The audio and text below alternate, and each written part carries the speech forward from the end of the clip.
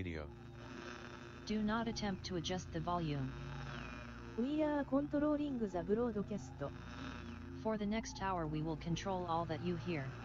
You are about to experience the knowledge and insights of the media mothership. All right.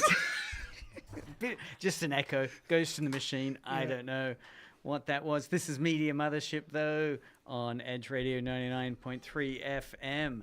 And I'm your host, Craig, joined by co-host Taylor. Hello. Special guest Marcus. Howdy, how we going? We are all locked in now, and I feel good. Chat, are we locked in? I think we've got all systems green on streaming. So we are indeed streaming on YouTube and Twitch, as well as on the internet, www.edgeradio.org.au. Do people still say www in front of URL these days? Is that dropped? I don't say it. I think it's dropped. All right. Well, edgeradio.org.au also has us streaming.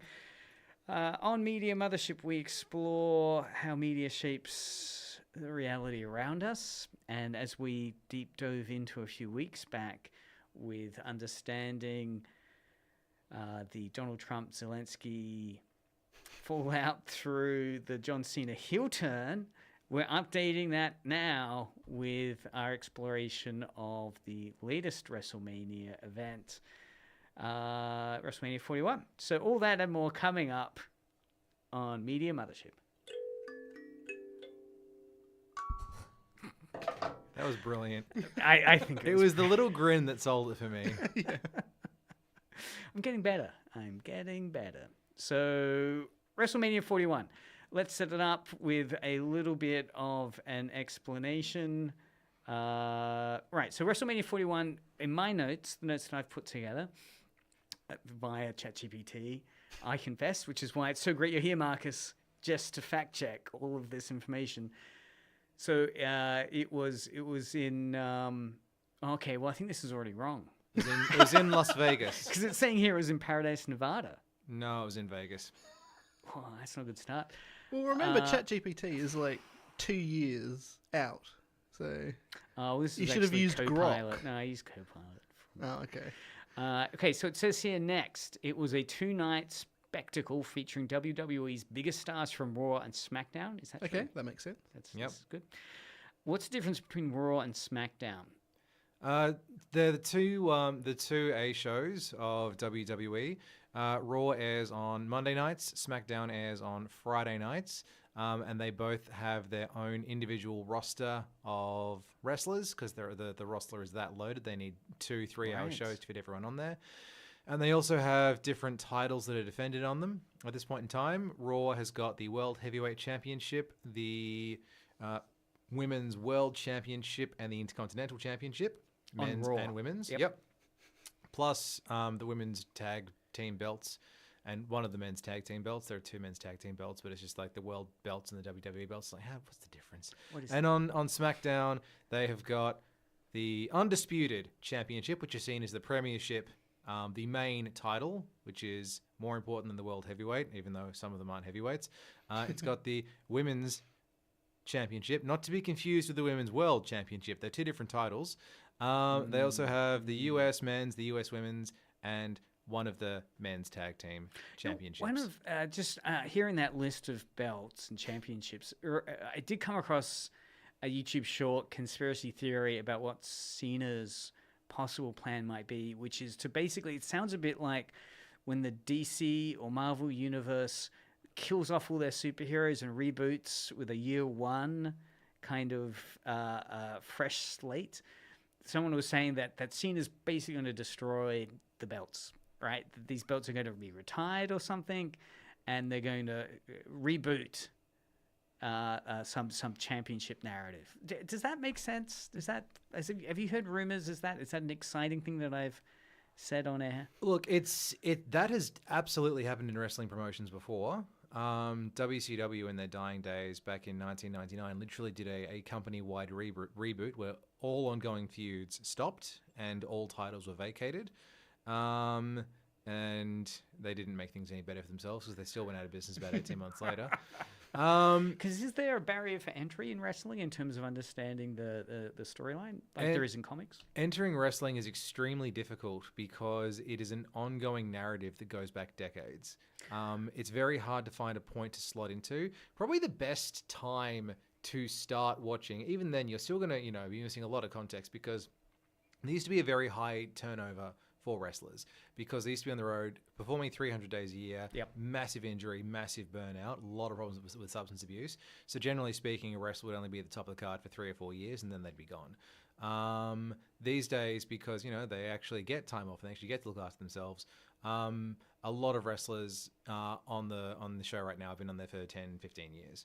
So there's less turnover, which means that the storylines are, they're longer and there are more implications.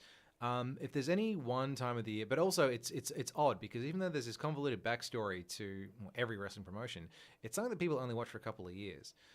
Jim Cornette, who was a booker for many years, has coined what he calls the 7-year rule, 7 where years. basically every 7 years there will be enough of a turnover in wrestling fandom, like enough people will have stopped watching because they will have grown out of it, that you can start telling the same story again and no one will notice.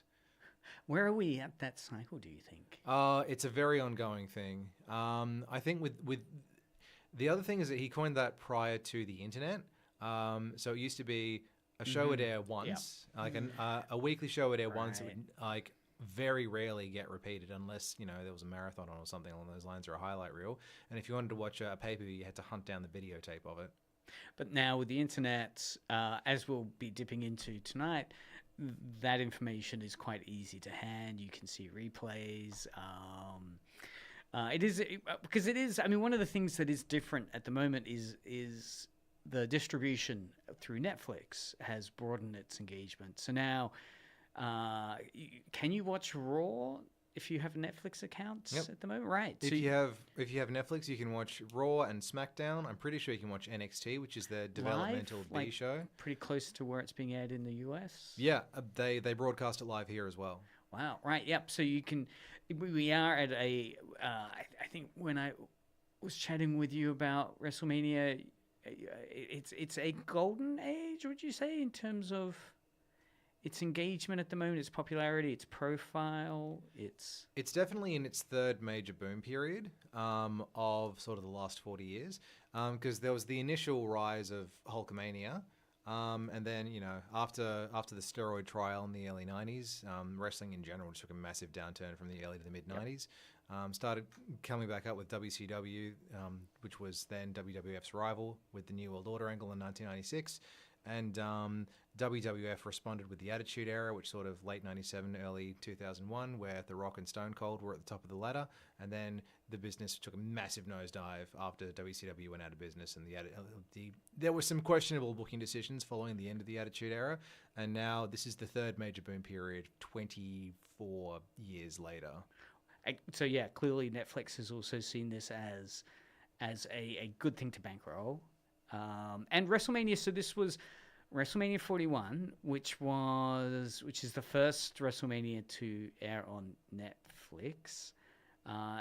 Ledgers here that it's the highest grossing and most viewed WrestleMania in WWE history. Have you come across any data suggesting that? Is there a sense that this WrestleMania was shattering records of attendance or merchandise? It didn't shatter records of attendance. It would have shattered records of the gate that they made because they keep jacking up the price on the tickets. So it absolutely, I absolutely believe that it's the highest grossing Mania just because of how overpriced the tickets have become. I mean, rewind to 1997, WrestleMania 13, which has one of the greatest matches ever, and they were giving tickets away because no one wanted to see it, and also had the lowest buy rate ever. But the thing about Mania 41 is that I believe that, but also it demonstrably doesn't have the highest attendance because there are the arena they've wrestled in stadiums rather. Right. They've wrestled in bigger stadiums. There've been I think 3 WrestleManias that have had over 100,000 people in the building at the same time. I do like imagining what the view's like from those nosebleed seats right at the back. There are YouTube or Facebook shorts where you see people they pull out their phones and they zoom in to the TV screen above the ring.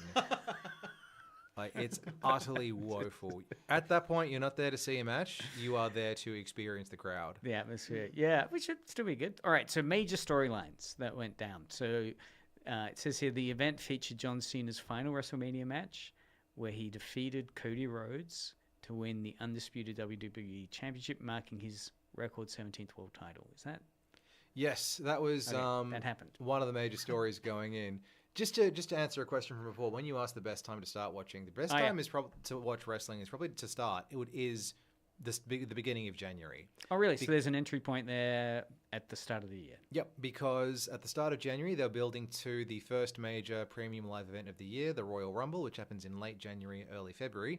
And whoever wins the Royal Rumble gets a title shot at one of the major belts at WrestleMania. So that crowns the number one contender for the biggest show of the year. So the story that they've told going in with Cena is that he announced last year it was going to be his last ever year. He was doing his retirement run. It was going to be his last Royal Rumble. It was going to be his last Elimination Chamber. And so Royal Rumble determines who challenges for one belt. Elimination Chamber happens after and determines who's going to challenge for the other belt. I remember thinking, all right, cool. Well, he's not winning the Rumble then because he's not going to be the Elimination Chamber if he wins the Rumble. Yes. So he came second at the Rumble and then won the Elimination Chamber under dodgy circumstances. And there was that famous heel turn where they'd been teasing that Cody was going to turn evil, but actually it was Cena who aligned himself with The Rock. Really? So there was some teasing that Cody was doing a heel turn. So Cody Rhodes was previously the undisputed champion and the top babyface of the company, like the main guy of the company. And there was this bit with The Rock who's sort of the main villain, like he's like Dr. Claw from Inspector Gadget, trying to corrupt Cody and take his soul. And in the end, Cody told him to go and F himself. But then it turned out people thought that there was going to be a twist with Cody turning heel, but the actual twist was that Cena turned heel. So cultural impact with appearances from celebrities like Travis Scott and the return of Becky Lynch. WrestleMania 41 reinforced WWE's influence in mainstream entertainment. Travis Scott, Becky Lynch. What's that? We'll start with Becky Lynch first because that's much easier. Becky Lynch she's been one of WWE's top wrestlers for about 7 or 8 years. Not just one of the top women wrestlers, one of the top wrestlers, full stop. She just took 11 months off after her last contract ran out to spend time with her daughter, and there was absolutely no announcement that she was going to be back. She joined in with Lyra Valkyria, whose tag team partner had been injured. And so when Becky comes back at WrestleMania with absolutely no warning, when her theme music hits, everyone went nuts. Right. And again, it's that theme music and the audience picks up and the sense of, again, cultural impact that this figure. So that was Becky Lynch being there was a big moment for wrestling fans. Travis Scott being there is this very bizarre thing that Triple H has been doing. So for anyone who's unaware, Triple H is the booker, the head of content, where he went to a random Travis Scott concert last year and gave Travis Scott the hardcore belt, which he revived. And they've done this really... a music concert. Yeah, went to an actual... Because Travis Scott's, Grammy Award winner, sells out really big venues. And yeah, Triple H went and gave him the hardcore belt at a concert. And they've done this... What they've done with it is really strange because they've essentially turned Travis Scott into, I guess, the Silver Surfer to the Rock's Galactus, or like he's like the mouth of Sauron, where he just randomly appears, but he doesn't actually say anything. He doesn't really do anything. He just appears and will occasionally like try to hit someone in the ring, and that's all he does. Like he's contributed nothing other than a couple of cheap shots to Cody Rhodes. Right. And yeah, it was just so. This is one of those moments where everyone knows that wrestling is predetermined. It's scripted. It's not a real conflict. And people get frustrated with, oh, man, Travis Scott at WrestleMania 41 really stunk up the joint. And people say, it's not a real fight. You know that it's not real. Like, yeah, but it's still bad storytelling. Because the match that Cena had with Cody was not very good. Because... At WrestleMania. It was atrocious. And the reason it's atrocious is because the storyline they're going for is that people have been asking for Cena to turn heel and become a bad guy for 22 years because they got sick of him a very long time ago. But he's been part-time for the last 10 years. And it's weird because he was a baby face for so long and everyone booed him when he was a full-timer because they hated him and they were sick of him.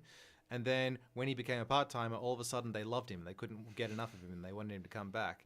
And so the problem is that his heel turn, and it's like he could have just coasted by and just played the hits and given people what they wanted for the last year, but he's actually, trying something new with the heel turn, but it's just not really working because he's acting indignant towards the audience for the negative reactions that they gave him 10 years ago. Whereas for the last 10 years, they've loved him. Right. And it's just, there's a really big disconnect between his reason for turning heel, but the way the fans are actually treating him in real life. Yeah, so I guess the script that he's working with and on is that he, has given so much to the fans. The fans are keep taking from him. It's too much. And that kind of antagonism towards the fans that maybe it has an old history to it, but it's just, and the core tenet of a heel, the main principle of a heel is that you don't cheer for heels, you boo for them. And so a lot of wrestlers, when they turn heel, will deliberately stop doing the flashy moves that everyone loves because they don't want people to cheer for them. So Cena has completely stripped back his style, and this is the first match he's wrestled as a heel. He hasn't wrestled once in the lead up between the Elimination Chamber and Mania, 7 weeks. Cody didn't defend the belt once since the Rumble, so it's over 2 months.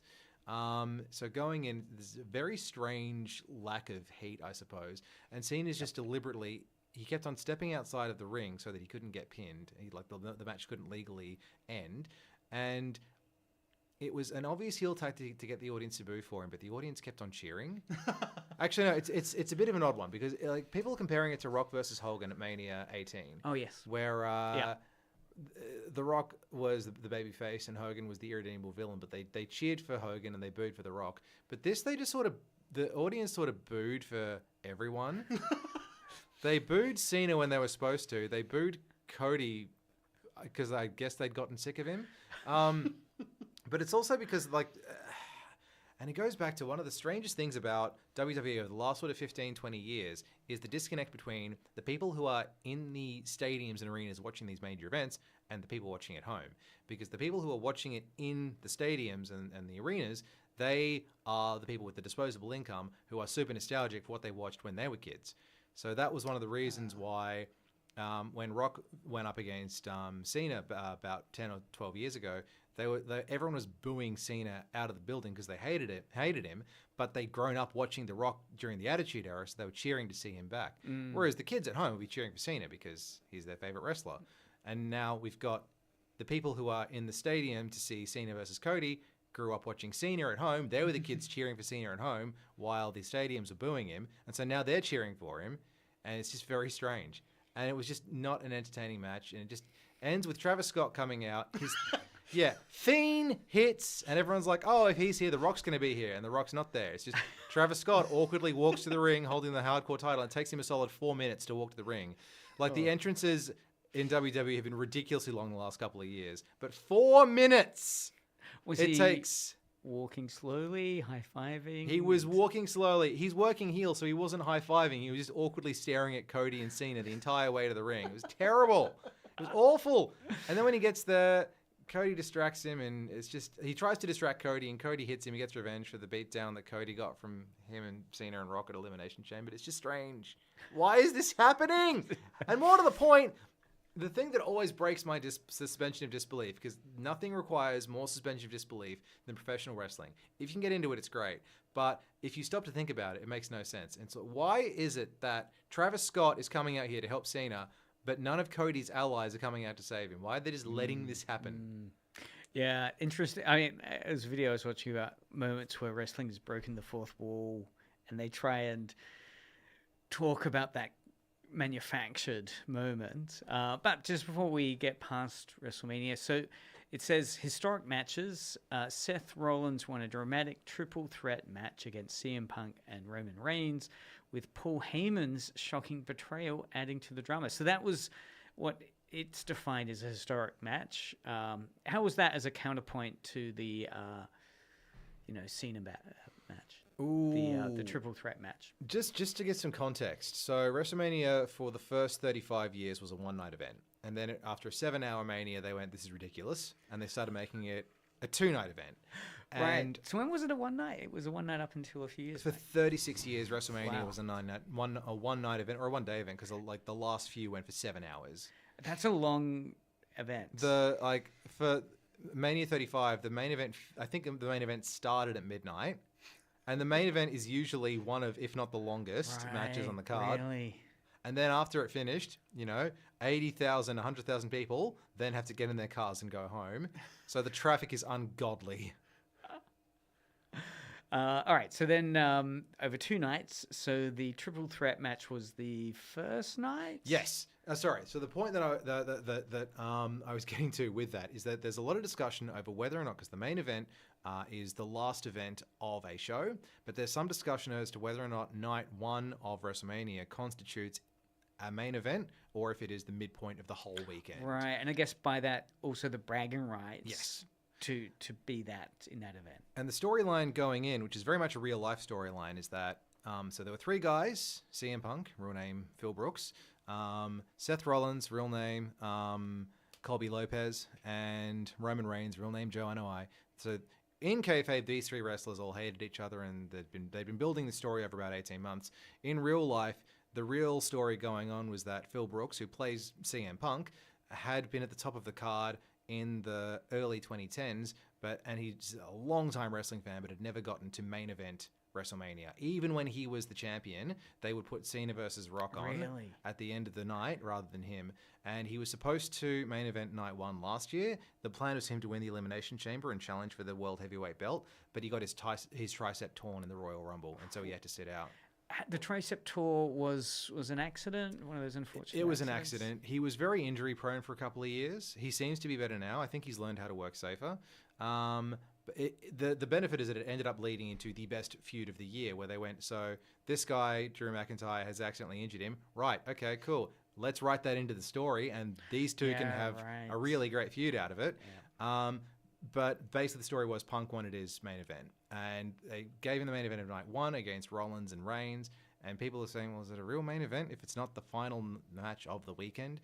But basically the 3 of them put on an incredible triple threat match. So 1v1v1, no disqualification. Whoever gets the first pinfall is the winner. And the storyline going in is that Paul Heyman, who in real life is a wrestling booker, a wrestling promoter, has been for 40 years, generally a manager of heels or heel stables, had been working with Roman Reigns for about 4 or 5 years because Reigns, for the longest time, couldn't cut a promo to save his life. Paul Heyman and CM Punk, in real life, very good friends going back to ECW and Ring of Honor. And so the storyline going in was that Heyman had to leave Roman Reigns and be in CM Punk's corner, and then at the climax of the match, he betrays them both and allies himself with Seth Rollins. And even though in isolation it was a great match, and there's a really beautiful moment where it's only been done on fan cams, phones, after the match ended. But after the end of the match, everyone else leaves, and it's just CM Punk in the ring by himself. And he's just overcome with emotion. He kisses the ring, and he's in tears, and they start playing his music as he leaves. Oh. So they were like, yeah, this is your main event. You've earned this. Congratulations. We really appreciate you. And now they've just, on Raw 2 nights later on the Monday night, they've gone straight into, all right, cool. So Rollins and Paul Heyman have now started a heel faction, and that's going to be so Rollins has been a babyface for a few years now. Everyone loves him. They sing his theme song and everything. And they're like, this is going to be our new storyline moving forwards, is this heel faction with Rollins and with Heyman, and CM Punk is going to be one of their main opponents. And it was such a delightful, almost like silent movie performance that was done during that night of betrayal as the Paul Heyman character. Like, he's dressed in a suit, right? And he comes out and, it's like watching a silent film in terms of his emoting so strongly with his face and his mannerisms. I'm in a real dilemma. What am I going to do? And I've seen a couple of fan videos of this performance, because it's one thing, I guess, seeing it with the choreography. It's another thing when you get the immediacy of it. It's like, it's so delightfully ham-fisted, and clearly he's, I guess, chewing the scenery with that performance. And then he goes up, like the nature of his betrayal was, what was it? Like it was nut shots for Nut all shots. of them? If you want, sneaking up and then hitting them in the nuts. if you want someone to turn heel, get is- them to punch another man in the stones. Yeah. Because there's been a lot of that. I mean, that's what the Cena heel turn with Cody Rhodes was, kicking him in the nuts. Yep. The Paul Heyman betrayal of CM Punk and who was it? Was it Reigns? Was the other one he betrayed? Yeah, Or was that- betrayed Reigns and Punk and sided with Rollins. Yeah, crawling behind them and then nutting them from behind them through their legs. It's been a thing for one of the most infamous heel turns in all of wrestling. Not all of wrestling, in the modern era rather, is or one of the most infamous in terms of the most badly handled ones. 2018, I believe. They had Shinsuke Nakamura, who's known as the King of Strong Style, one of the biggest New Japan wrestlers ever. Came to WWE after an extremely storied and successful career in Japan, won the Royal Rumble, got a title, and everyone went nuts. They were singing his theme song. They were so happy for him. He got into a World Heavyweight Championship match against AJ Styles, who he'd previously had really great matches with in Japan. The match they had was very mediocre. Shinsuke lost and then turned heel by punching AJ Styles in the nuts. And literally that was the nature of their feud from then on. It was that Shinsuke had an obsession with trying to get AJ Styles in the cojones. And it's just, And when was this? What year? 2018, 2019. Oh, right, Vince right. McMahon basically just going, oh, he's Japanese. He can't speak great English. He'll never make it on the mic, so I can't have him as a top guy. Right. And he's just never... Shinsuke Nakamura never recovered from that. It's just... That heel turn and It's sad. But on the other hand, he gets paid $6 figures a year to hang out in Florida and surf, so I don't feel too bad for him. So, WrestleMania 41 was more than just a wrestling event. It was a global spectacle blending sports, entertainment, and storytelling at an unprecedented scale. I've got some YouTube shorts. We'll play them. I've just grabbed some media that's been circulating recently. Go for it. So this is from 2 weeks ago. The title is "The Rock Ruined WWE WrestleMania 41." So we'll hear. This is a fan theory. It goes for 17 seconds. So we'll play it and we'll get your feedback. Oh, sorry. Comes back at Elimination Chamber and gets the big moment, and he shows up at Bad Blood and gets the big moment with the bloodline thing. You know, he shows up at these random events, these random moments, and he basically comes whenever he feels like it, and then he's not actually committed to the schedule, and he's not able to do this full time. Now, All right, so he's complaining about Rock. Yep. What was the nature of Rock ruined WWE WrestleMania 41 that this fan's complaining about? He ruined it because he had set up over several appearances that date back to Bad Blood of last year, which is, I think, around sort of September, October. He'd been slowly building up this idea of like him and Cena being this new dangerous alliance. He's the main villain. He tried to corrupt Cody Rhodes. He's got history with a whole bunch of people on the roster. Everyone was expecting, and last year he was in the main event of night one, and he interfered in the main event of night two. Everyone was expecting, because he's the main villain of WWE essentially, that there'd be some kind of involvement to progress the story, and he just wasn't there. He's just this non-entity as far as the story is concerned, even though he was. And one of the reasons why Cena's heel turn initially was so well received is because, there's the intrigue of he's working with The Rock. What's going to happen in the story? And then it just degrades into Cena saying, I'm a heel now because the audience is mean to me. And as you were saying, Travis Scott appeared rather than The Rock at the end. And what's he doing there? No one knows. He doesn't say anything. He just appears, tries to hit Cody, and gets whacked in return, and that's it. So do you think The Rock ruined WWE WrestleMania 41? I think if he was going to insert himself into the build, he should have been at WrestleMania. If he wasn't going to be at WrestleMania, he should not have been part of the build. It's basically you're giving us the first two acts of a story and not delivering the third. Next clip is who should dethrone John Cena for the undisputed WWE Championship. This was from 8 days ago. now that John Cena is a 17-time world champion, it kickstarts a whole new exciting phase of his final WWE run. We know that he isn't going to retire with the WWE title intact, but there's a good chance he holds on to it for at least half of the remaining 8 months he has. So who should be the one to dethrone him? It depends on whether he's still a heel or not by the end of the year. If he continues in this direction, the logical choice is to have Cody Rhodes regain the title, as it gives him a full circle moment and something to chase again. If Cena turns babyface, then the best call might be to either have Gunther dethrone him in a dream match, or Seth freaking Rollins to get one over on his old rival one last time. All right, so a classic kind of speculation of could Cena turn babyface? Could there be another match between Cody Rhodes? How did you feel about that unpacking of who should dethrone John Cena for the Undisputed?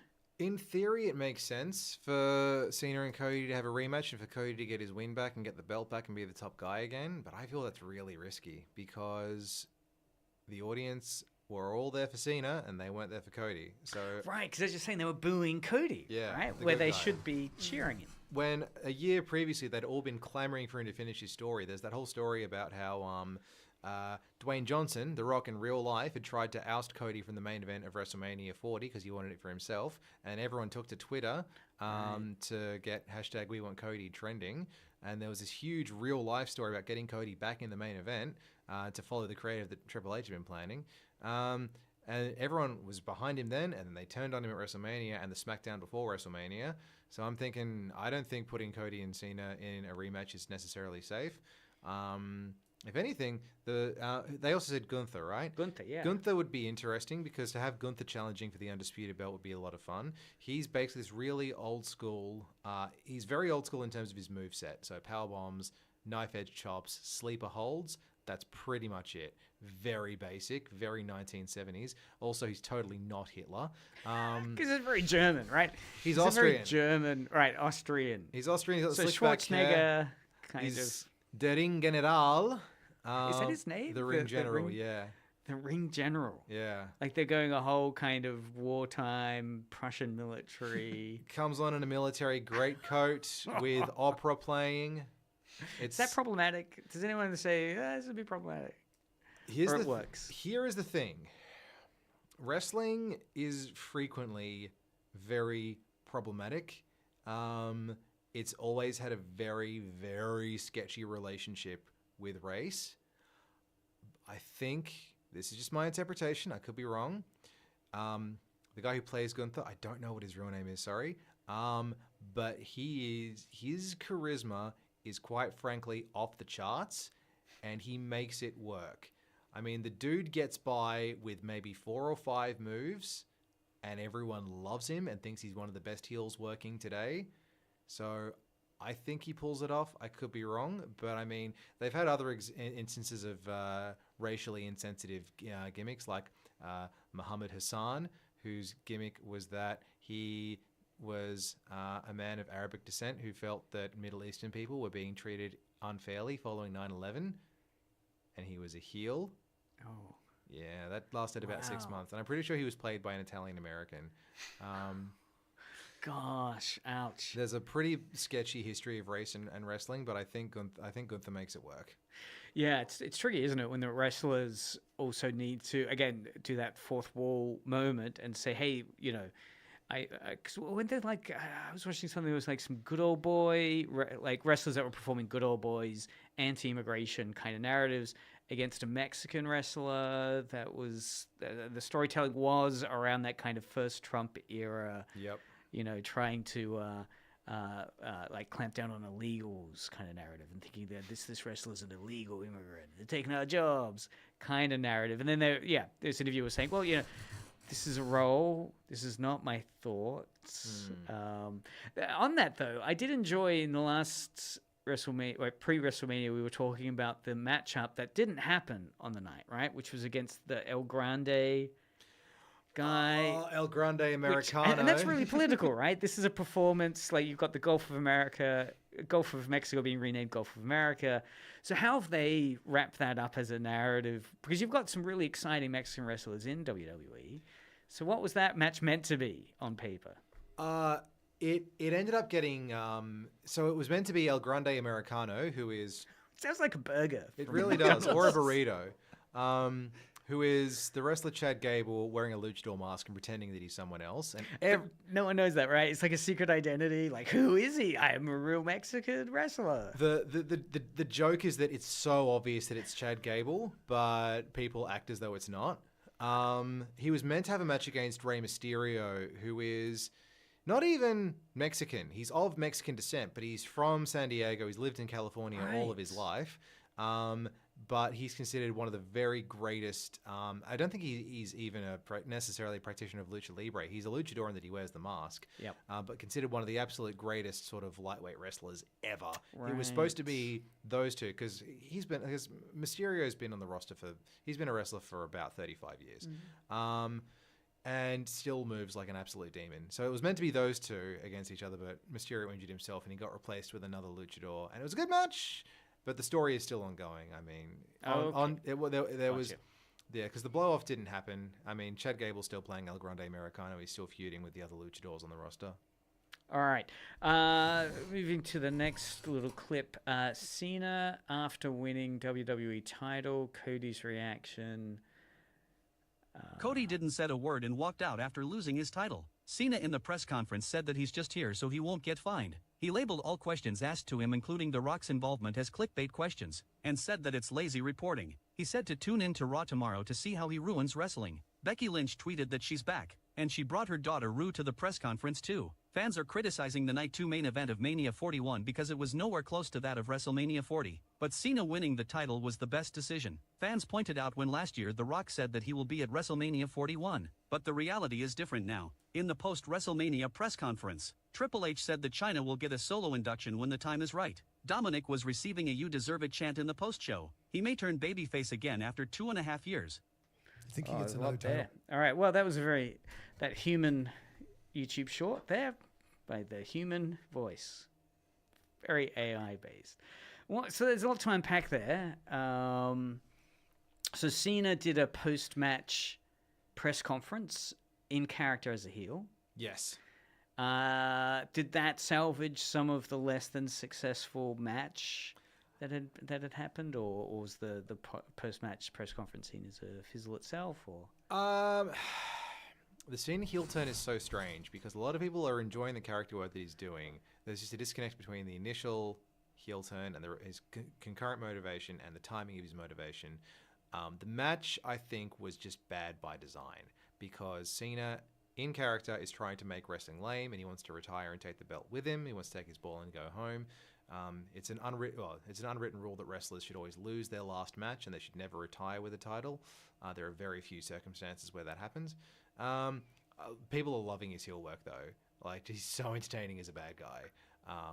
It doesn't mean that the match wasn't unentertaining though.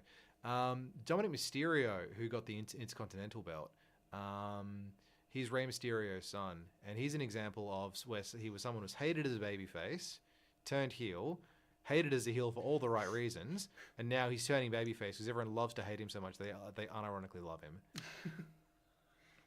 Anything else from that little clip? What was it? It was oh yeah, about how Cody didn't say anything. Yeah, Cody said it. Yeah. Said a word and walked out after losing his title. Cena in the Okay, so yeah. How do people unpack the post Cody loss? The out of universe reason is that Cody Rhodes wants time off because his wife's having a second kid. Oh, so okay, that's nice. Yeah. So he dropped the belt, and Cena also wanted to beat Ric Flair's record and have the most recognized title runs in WWE history. Right. Even though Ric Flair has something like 25 title runs, not all of them are acknowledged by WWE. I don't know why. And I feel like, I don't know. I feel like Cody may have done some damage to his brand, just the way that he's been portrayed this year, because one of his complaints against Roman Reigns last year when challenging for the belt was that Roman Reigns never defended it. He defends it once every 2 months. Whereas Cody, while chasing the belt, was also having feuds with the Judgment Day and Shinsuke Nakamura on TV every single week. Right.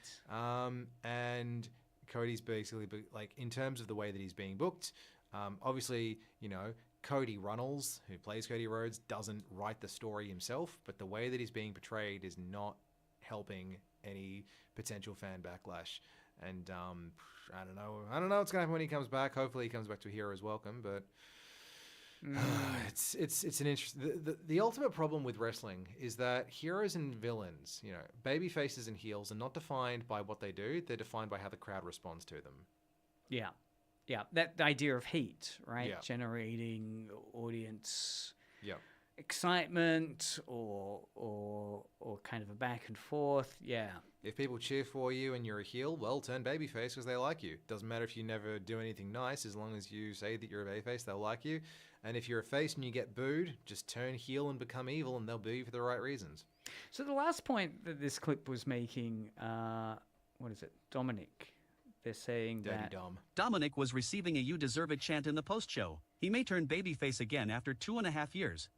You think he gets another title run? What's a "You Deserve It" post chat? Basically, if a wrestler who hasn't had a title for a while gets a title and it's well earned, like if they've been, one of the things that's really praised by wrestling fans is wrestlers who wrestle every week, who show up and they put on good matches on a consistent basis. That's what people like. That's why Cody was so popular last year, because that's what he was doing.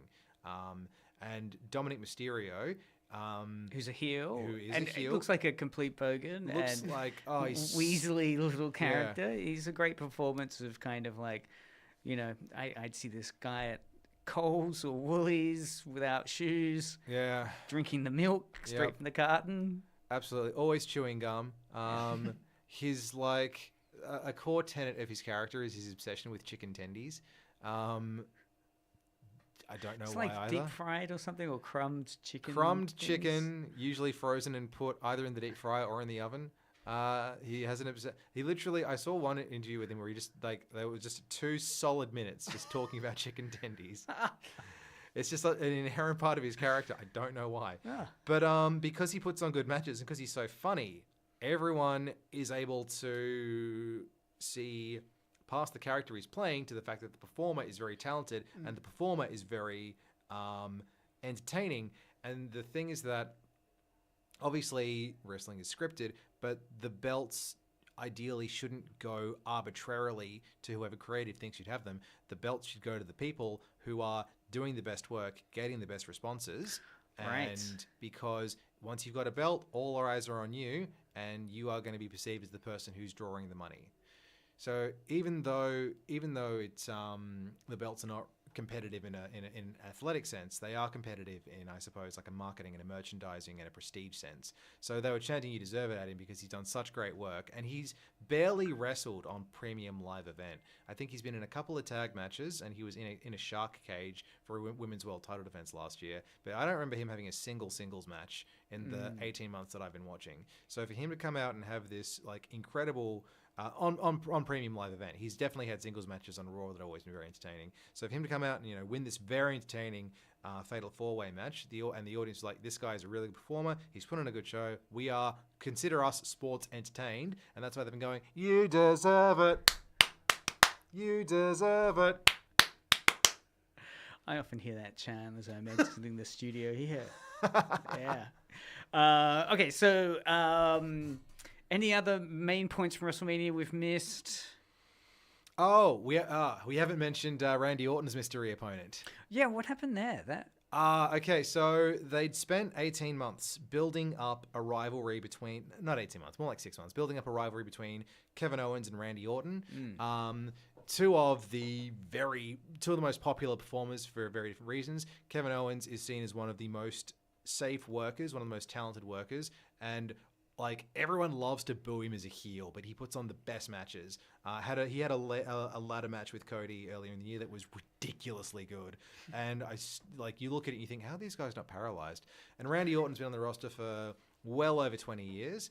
One of the top baby faces, everyone loves him. They've been building up because Randy needed some time off, so they wrote him out with inverted commas with Kevin Owens doing a package pile driver on him and quote-unquote breaking his neck at Crown Jewel last year. Translation, he just wanted some time off. But a couple of weeks before WrestleMania, Kevin Owens, and this is actually really sad, Kevin Owens announced on SmackDown that he needed neck surgery and he was not going to be wrestling for the foreseeable future. But because, it's wrestling, it's the art of deception, people weren't sure if it was real or if it was part of the storyline. So he got a mixture of cheers and boos as he was leaving. Oh no! And then he went on Chris Van Vliet's YouTube channel and said, "Oh yeah, this is real. I actually have to have neck surgery." Oof. But man, like just Boos. for such a respected worker, for him to like get that response because people weren't sure if it was real or not. So that threw out the planning for Orton's match at Mania because that's a blow off that was a very long time in the making. But what they did was there's a wrestler for Total Nonstop Action, Joe Hendry, whose basic gimmick is what if Freddie Mercury, but Eurovision. Really? Yeah. Wow. Yep. And essentially, he got really popular last year. He's been wrestling for 10 or 15 years. He's got a master's in business and marketing, and he's also an ex-professional musician. So he wrote his own theme song and did a music video to it, and he has all these little bits he does where he'll like turn around and smile at the camera, and it's just so ridiculously cheesy that you cannot help but enjoy it. And so they go, who's the mystery opponent going to be? And Orton's in the middle of the ring and he's looking up the entranceway, and you see the two doors open and it's all pitch black, and then you hear the first lines of the things going, say his name and he appears, and everyone absolutely lost it. And he does the turn and the smile and the lights come up and Joe Hendry's there like, oh my gosh, because TNA for many years was seen as a very solid alternative to WWE. They never got anywhere close to their numbers. But basically, if you didn't like the product that WWE was putting on, just tune in and watch TNA instead. So in the mid to late 2000s, they were on this absolute roll. And then some bad stuff happened, and then they've sort of recovered from it a little bit. Basically, Joe Hendry has been the shining point. He's the current TNA champion, and he's been the main attraction over the last year. He was at the Royal Rumble earlier this year because WWE and TNA are doing a lot of collaborations. Right. And so everyone just lost it. Randy Orton's doing all these hilarious, like, sort of, oh, not bad, like smiling and nodding. And then you're hoping for a really good match. It's just a 3-minute squash match where Joe Hendry gets all of his bits in, but and gets his crowd responses, but he's just there to get squashed by Randy Orton. Oh gosh. But it climaxes with Orton trying Joe Hendry's poses for the audience into the camera, and it's a very good comedy bit, but as an actual, and it's a very good Mania moment because of that shock factor. As an actual match though, like if they've been given 10 minutes to work with, it would have, but ultimately Triple H doesn't want to make the champion of another company look good. Right. Although I actually watched an interview with Hendry not long after, and the interviewer was like, "Do you feel like you were wasted at Mania?" And Joe Hendry said, "Look, I got to wrestle Randy Orton in his 20th WrestleMania at WrestleMania, so no, I have no complaints. I can only go up from here. I've got a trading card, a Topps trading card that's out. That's already sold out. That's going to be worth a lot very soon. Trading cards. Yeah, yeah." So what do you think, Taylor? Are you hyped? Is this hyping you into wrestling? Yeah. What's your wrestling status at the moment? I haven't watched the WrestleMania from last year or this year actually. It's on your bucket list. Yeah. Of what was discussed, is there anything you're particularly excited to hear, to see, to watch? The nut jobs, the smashing. All about the nut shots. Testicles. I still actually do want to watch the ones from last year and this year. It's just because they're not free on YouTube that I haven't watched them. Yes, what is the status on? They do upload individual matches to YouTube. And and WWE did this thing where they uploaded the 50 quote unquote greatest WrestleMania matches. So a lot of them had been uploaded on YouTube before because there was blood in them. But they've all been up, like 50 of them have been uploaded. Some of them won't be uploaded. They will never upload a Chris Benoit match. Because he murdered his wife and child and then committed suicide. So even though he had an incredible career, no one's ever, pardon me, going to want to talk about him in WWE ever again. But yeah, most of the matches and they upload into individual Rumbles as well. A whole bunch of Royal Rumbles are up there. A whole bunch of Elimination Chamber matches are up there. So like the only I guess they don't show you the hype packages, but I think the hype packages are their own videos anyway. So you can certainly watch most of a WrestleMania card on YouTube if you're willing to tolerate the ads. Yeah. Well, we're pretty much at time. Wrapping this up, what's around the corner? What's next on your excited wrestling calendar? Is there anything locally as well in Australia that? Oh, there are a bunch of smaller wrestling promotions in Australia. There's Tassie Championship Wrestling in Launceston. There's Adelaide Championship Wrestling in I don't know what city that's in. But there are a whole bunch of different wrestling promotions around Australia. It's like because Australia does have some global representation in wrestling. Yes, I mean we got Grayson Waller and Rhea Ripley, who are major stars. And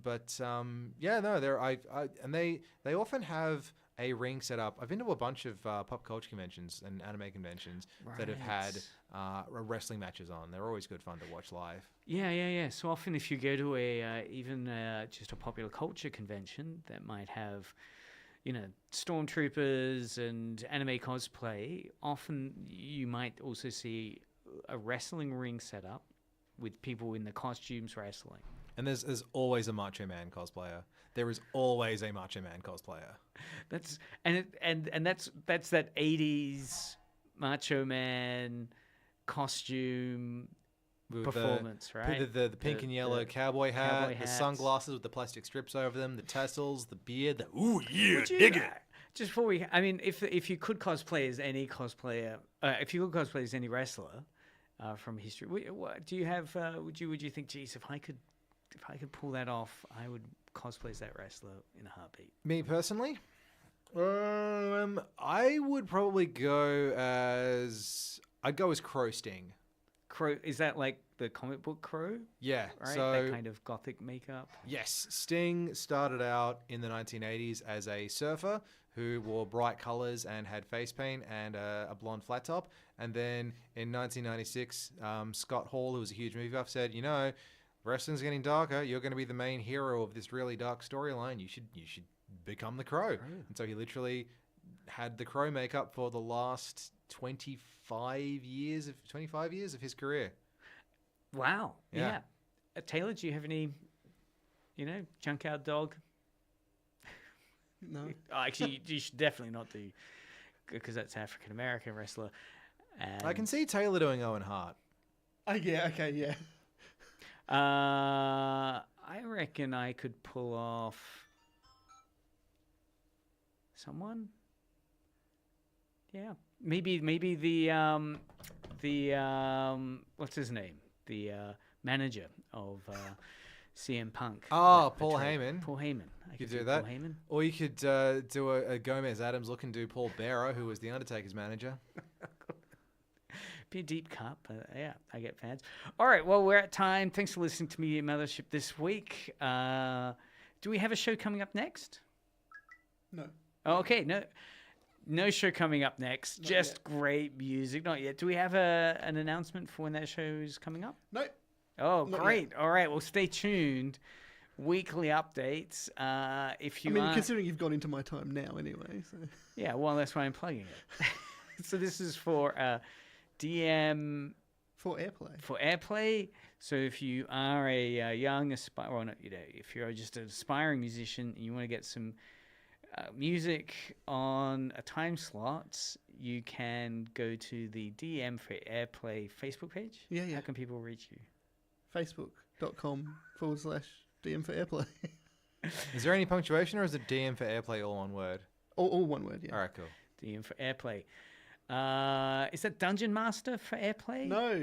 Direct message. All right. Are there any other DMs? Anagrams? Not that I can think of. All right. Well, do that, and now we've got music. Eventually, as any final words?